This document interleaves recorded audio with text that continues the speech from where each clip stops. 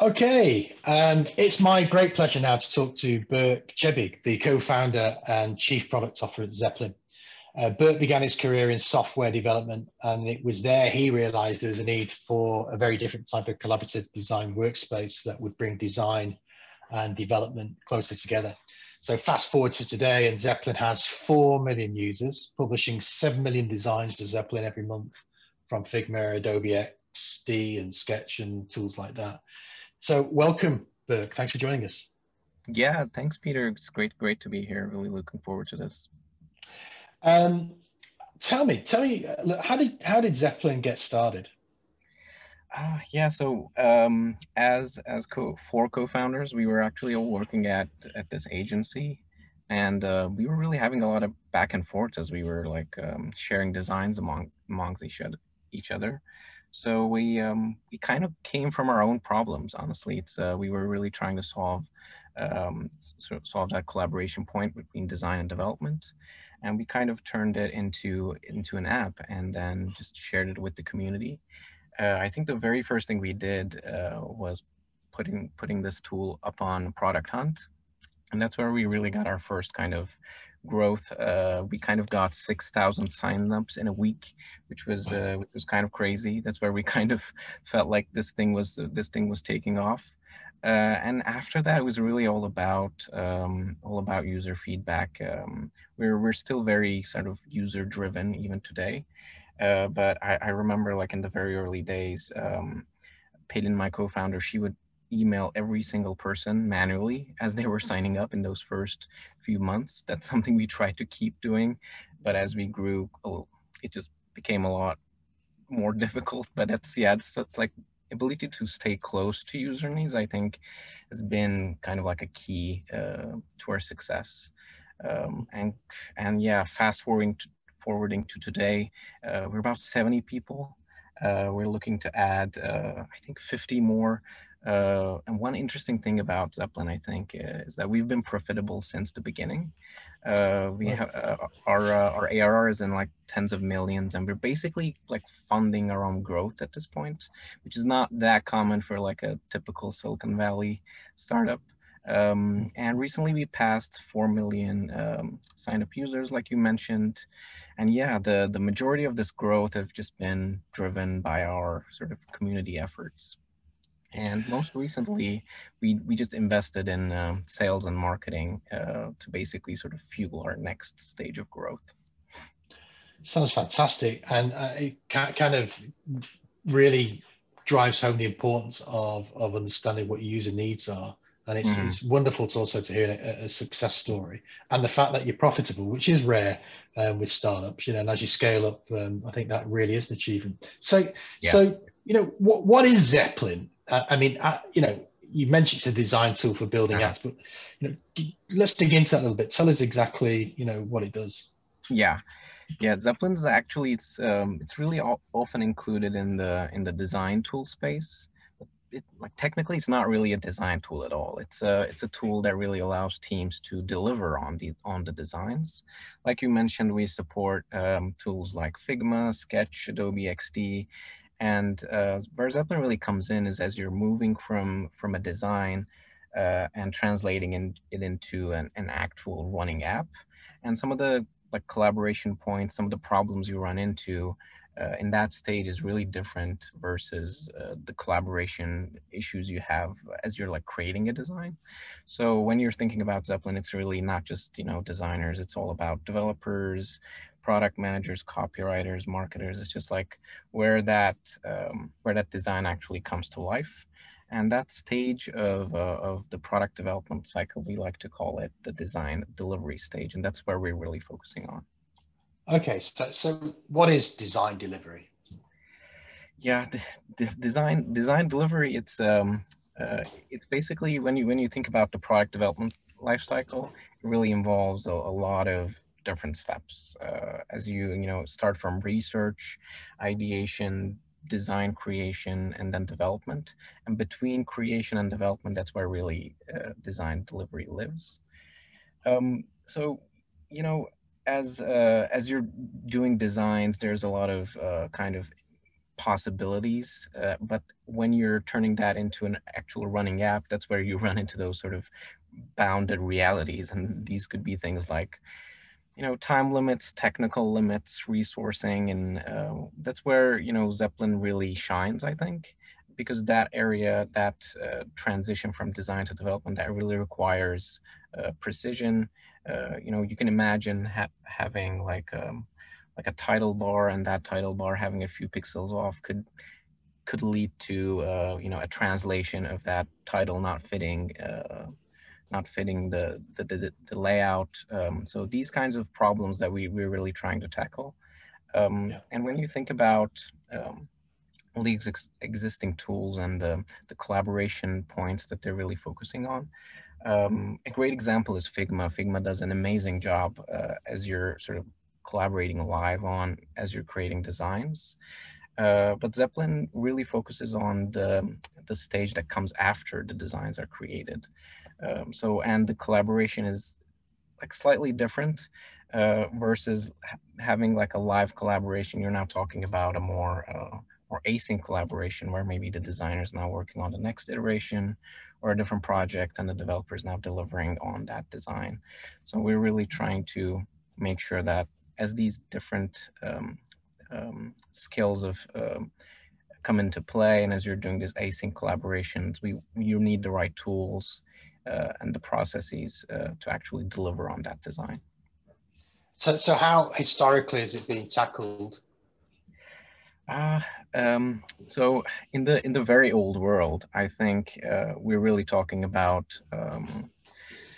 sharing design files directly with developers or whoever is going to work on the designs. And then we also have the stage where designers would really create what we call these redline documents. And these documents would explain, the design specs. What is the color code here? What is the padding here? And people just would spend a lot of time preparing these things. Yeah, I've done a few of those in my day. Yeah. Yeah, and not just specs actually. There's a lot of those documents also included things like describing how the design should function, like the design intention. And some teams try to sort of solve all of this work in the native design file, which is doable, but really it's not really ideal. And what we're trying to solve with Zeppelin here is really this problem. And when you think about the new world, I think as a design delivery platform, we kind of focus on three different things. The first one is finalization. This really is all about having a locked design to build from. Like we just talked about, the design tools really provide that collaborative space where you can work together live. But when it comes to actually delivering on a design, you need a locked version to work from. And this is not just developers, QA, copywriters, and all those folks. They kind of need a place where they can just look at as they're implementing the designs. And one level sort of above that is versioning. As you are sharing these finalized designs, what's really important is that whenever you make a change to something that's been locked previously, you have to be really clear on what has changed. And we've seen that being a problem for a lot of teams as they're working in the design tool, because it's really difficult to tell what has changed. Teams kind of rely on tools like Slack or meetings to communicate this stuff, but with Zeppelin, sort of every change you make is pretty is very visible. It's just to have clarity around those changes. And then once you have, that locked design that you're working from, that's where all the specs we just talked about comes in. We really try to make sure that we provide the tailored specs that all the developers need, not just for web or not just for mobile. We're trying to be as extensible as possible, provide the best specs and assets and code snippets that developers would need. One kind of interesting thing here is that a lot of people think that Zeppelin is like the leader in this sort of spec world. You know, Zeppelin provides the best specs.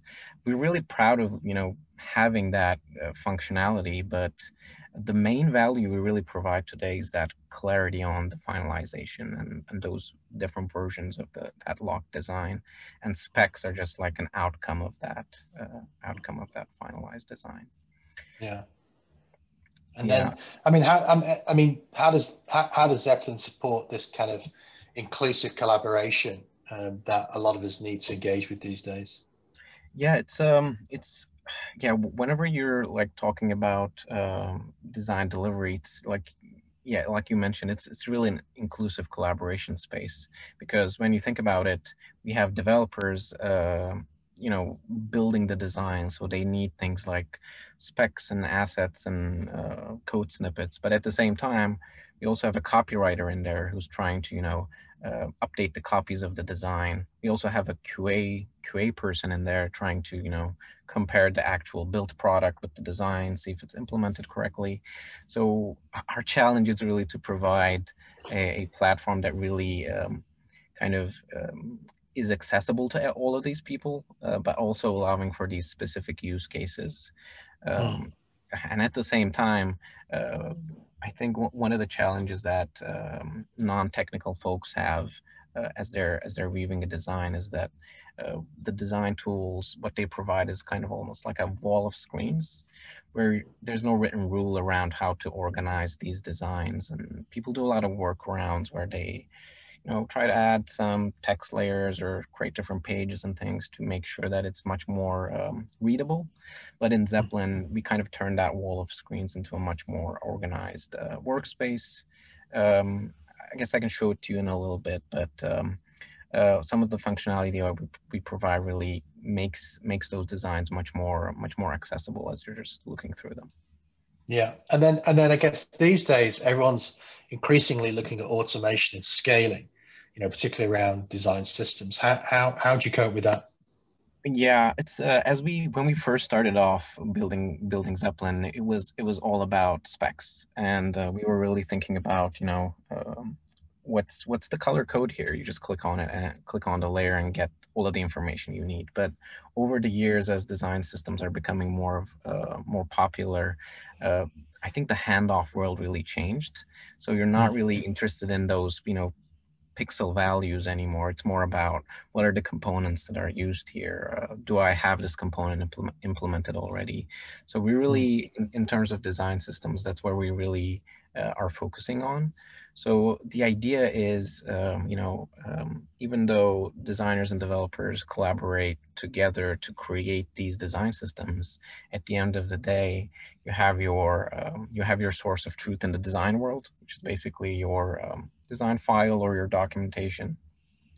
And at the same time, you have your source of truth on the developer side, which is kind of your code base, the actual running components. So we're trying to sort of glue those two things, trying to sort of make sure that these two sources of truth are connected, and these things are surfaced as you're working on a design.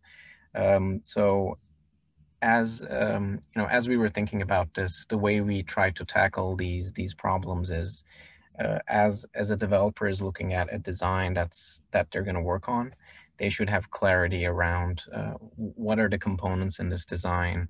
Are some of these components implemented in code already? Am I going to have to build them from scratch? These are the things that we're really thinking about when it comes to design system automation.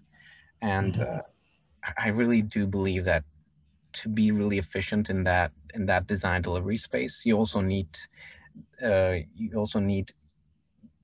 this tool to be super connected with all the other tools that you're using, because we were talking Yeah. about these different personas, and they all have their own tools that they use throughout the day.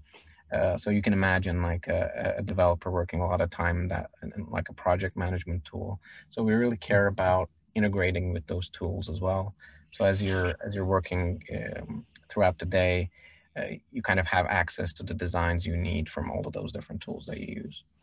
Yeah, I mean, in ops, we talk about flow and hyperflow, and we talk about tool chains. And I guess this is a great example of how Zeppelin is part of that efficient flow and that tool chain, that depending, again, Yeah, allowing you, if you've got a preference for Sketch or Adobe XD, doesn't really matter. It connects and it allows that right. flow, right? Yeah. So Right. how about you give us a quick overview of Zeppelin and some of the stuff? Yeah.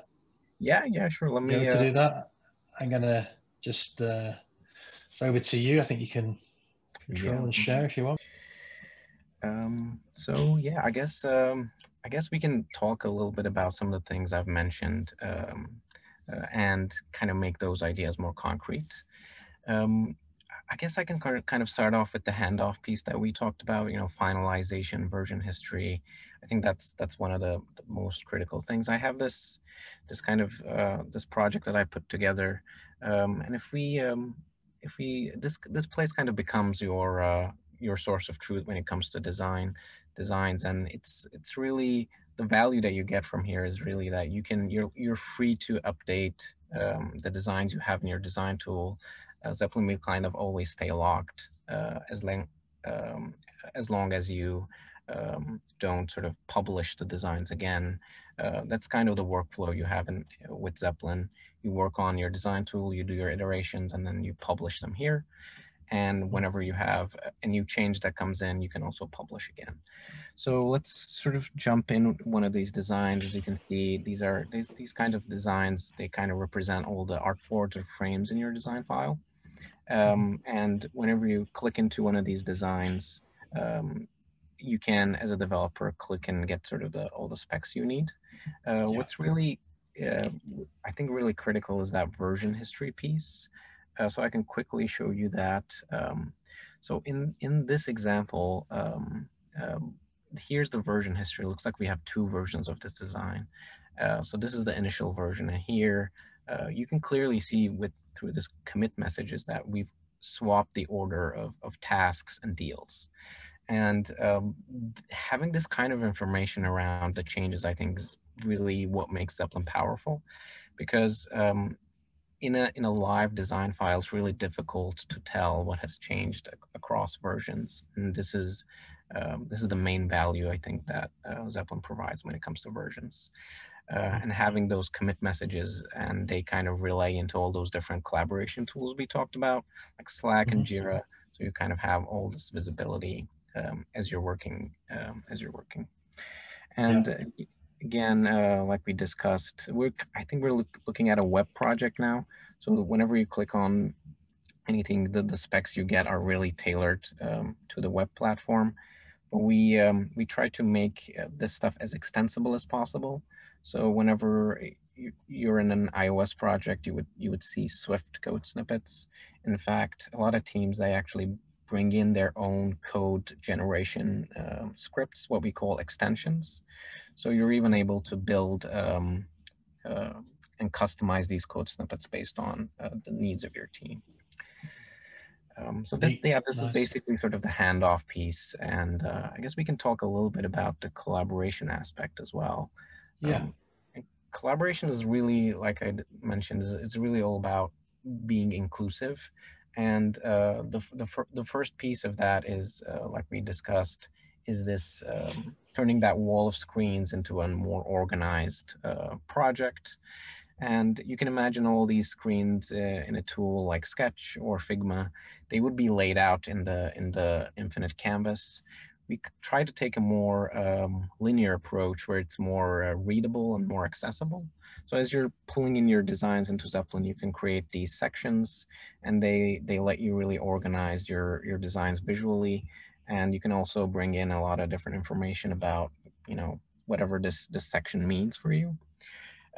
We also have this functionality that we call tags. So it really lets you quickly access some of these designs that are more important for you.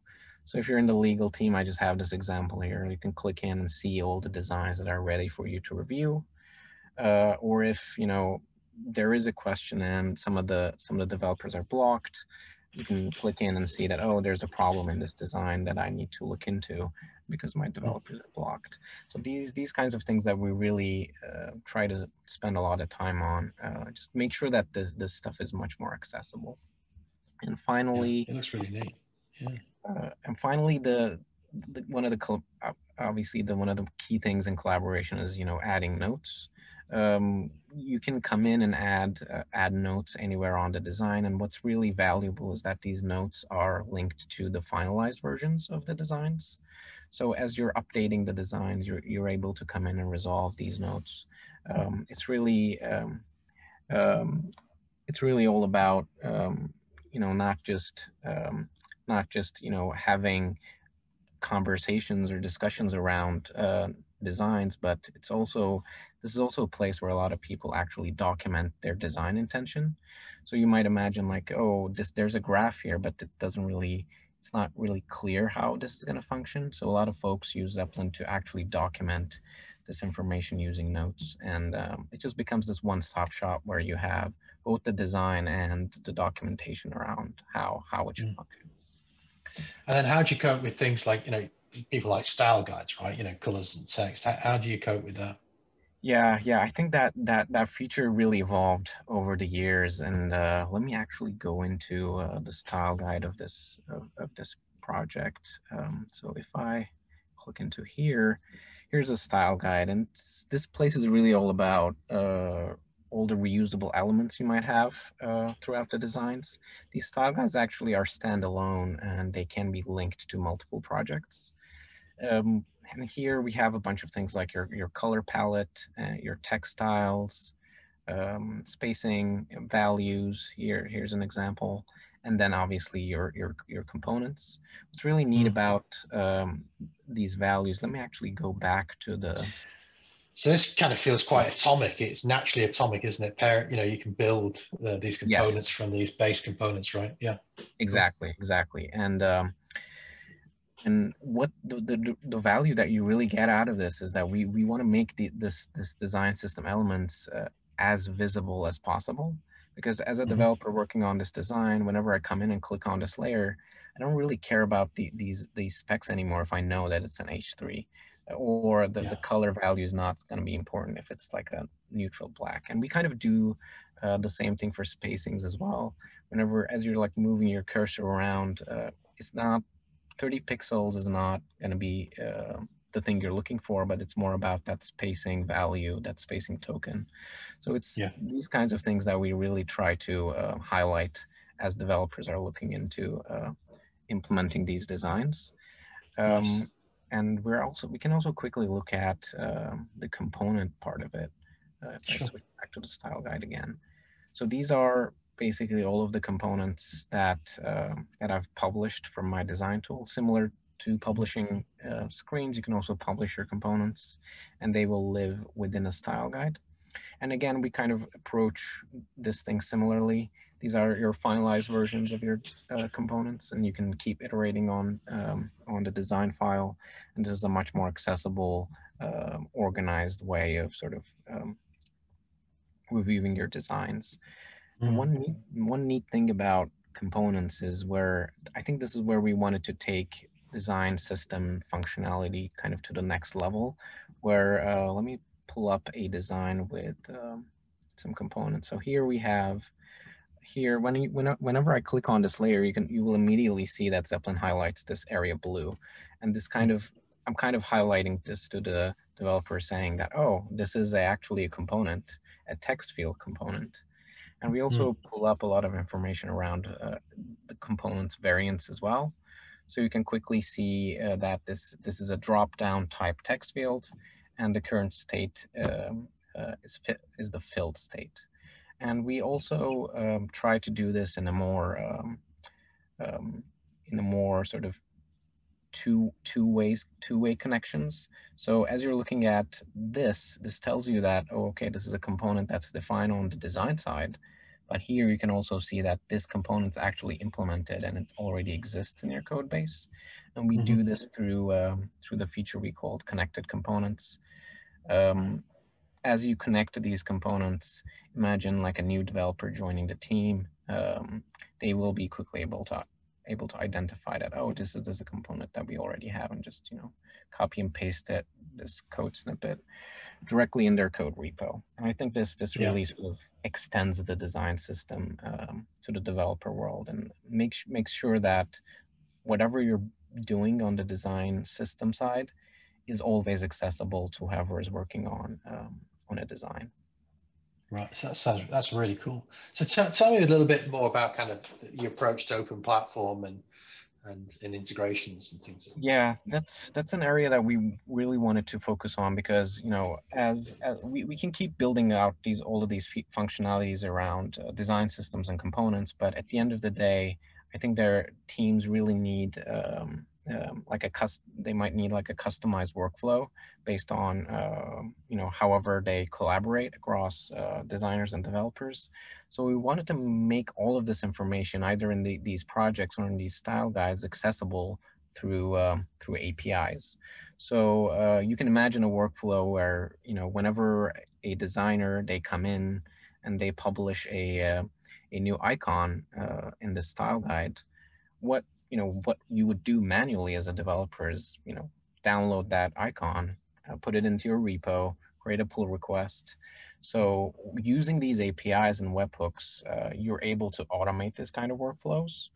And that's what we're really trying to solve, giving developers ability to automate all of these sort of repetitive tasks that keep happening. So it's really how we think that this sort of design system world is going to evolve, because some of the things that we do today are pretty repetitive, and I think we can make that transition from design to development much more automated. Yeah. Yeah, go ahead. Yeah, I was going to say, I mean, I sense you've hit kind of one of my bugbears, is that so much could be automated. Mm-hmm. How is it that you feel it's evolving in terms of automation and or almost like kind of smart design robots doing stuff? Because, a login page is a login page. Yeah. Do we need to keep rebuilding it, right? What changes is maybe the brand. So what's your kind of vision for kind of the near future, or the next 18 months, 2 years, around that sort of automation and this sort of system automation design? This sort of automation work was pretty challenging before the design system systems concept got more popular. I mean, you can imagine like a screen like this. It doesn't really mean much to like a developer, but when you start thinking about the different components that make up this design, I think that's where really automation comes in. So what we're really trying to do with style guide is kind of like the first piece. So if you can get this stuff, like you have all your colors here, but we kind of try to turn those into some code snippets that developers can quickly use. These kinds of things are more trivial, but I think what's really key is kind of syncing these components and these tokens across both design and development, because there's always kind of like a gap, even though, like I mentioned, you work together to create these things, but at the end of the day, you have two sources of truth. How do we connect those? I think that is all about design tokens and automation around design tokens. We recently released a feature here. You can quickly start using our API to fetch some of these design tokens. So it's just like for you to quickly integrate some of this stuff into your workflow. So whenever a designer adds a new color, whenever they add a new spacing token, all those stuff can be automated and directly moved into the code base. Nice. I think that's what's really going to happen. And this we kind of see this kind of stuff happening in some of the larger users we're working with, but it's still, I think, in the early stages. So I think in the following years, this is where design tokens and design systems going to evolve too. Sounds exciting. So tell us a bit more about the new features that you're working with at Zeppelin. What exciting new capabilities are you adding this year?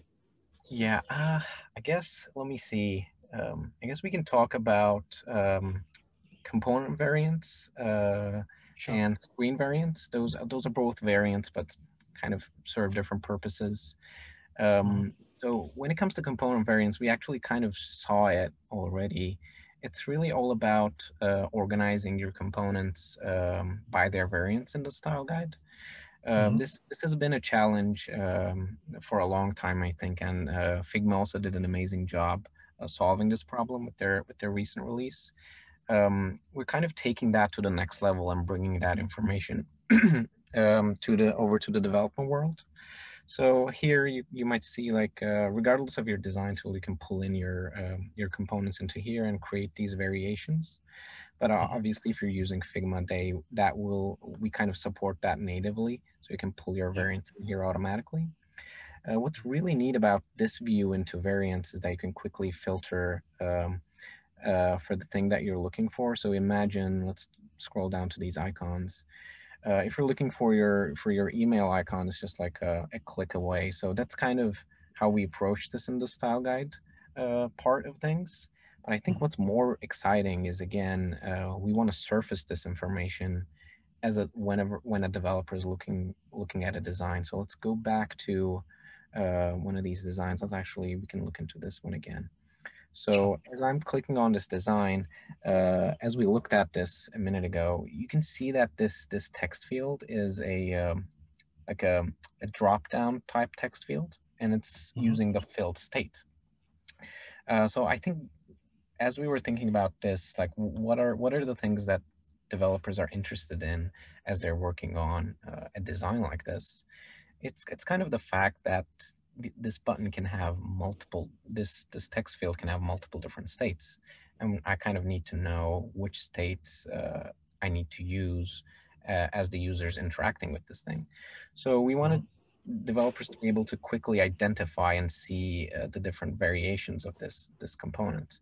So if you click on this variants icon here, actually you will see this pop-up where you can actually go into and see all the different variations of this button without actually losing context. You would normally need to go and look at your design system documentation, kind of want to bring all this information in here. Again, the same thing. When you click into this button, actually have like a shortcut that lets you quickly toggle between the different variations of this button.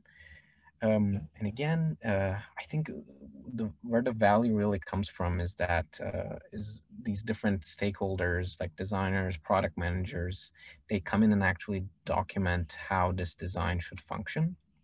So let me actually give you an example. So this button, let's see, this one has a disabled state. So let's imagine that as the user is inputting these different fields, if any of them are empty, this button should be disabled. So someone needs to communicate this information somehow to the developer. So we can solve this using the notes feature I just showed you. So let me quickly add a note. What I did is basically I copied the link to this disabled state of the button. Whenever I come in, I can now document stuff like this. So if any of the fields are empty, use this state. So I'm going to paste the URL that I just copied. So this link kind of turns into a smart link where you can now see that I'm talking about the disabled state of this button. So you can imagine that as a developer, I come in, I'm looking at the screen, I click on the note, I have quick access to this state of the button. I think this is where we really believe that sort of design intention and design documentation comes in, and these kinds of stuff are really difficult to do in the design tool because they're not really built to do that. So we want to bring in that that documentation layer into Zeppelin with this kind of stuff. Brilliant, exciting stuff. So, oh yeah, go ahead. I was going to say, is there anything else that you kind of want to show us? Yeah, I can also quickly talk about a pretty new feature, which is what we call screen variants. It solves a kind of a similar problem, but for actual designs, not components. So a problem that we saw people running into is that whenever you're organizing these screens using sections, if you look at a section, for example, we actually see like 8 screens in here. But when you look into it more closely, these four are actually the same screen. It's just different variations. So, so this is the default state of this screen. As you can see, this one is like the loading state. So you can sort of see how this part would look like as it's loading. And as a developer, I really need access to all of these different variations as I'm building the screen. Even though these are different artboards in your design file, for developers, they're just like basically the same thing. So we were trying to think about like how do we solve this problem? And after talking to a lot of users, this is kind of the feature that we came up with. So we now provide a way for you to actually merge these screens into one. So I'm going to select these three variations. Whenever you drag them on, they kind of become one screen. So whenever you now click into this screen, you will see all the different variations up top. You can quickly toggle between them. This kind of functionality is really what we're going after. It really, for designers, it really makes your workspace much more organized. So whenever like a copywriter or any other stakeholder come in, they have a much more organized view of interior designs. And as a developer, I can quickly toggle between these different states as I'm building this. Very cool. Excellent. This screen. We also wanted to provide a simpler way of doing this as well. You know, instead of doing this drag and drop all the time, you can actually build out.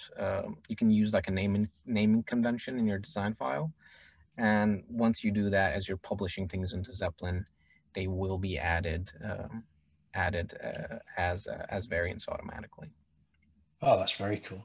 So as we come to a close now, what is the number one piece of advice for a founder or operator looking to embrace a community-driven model?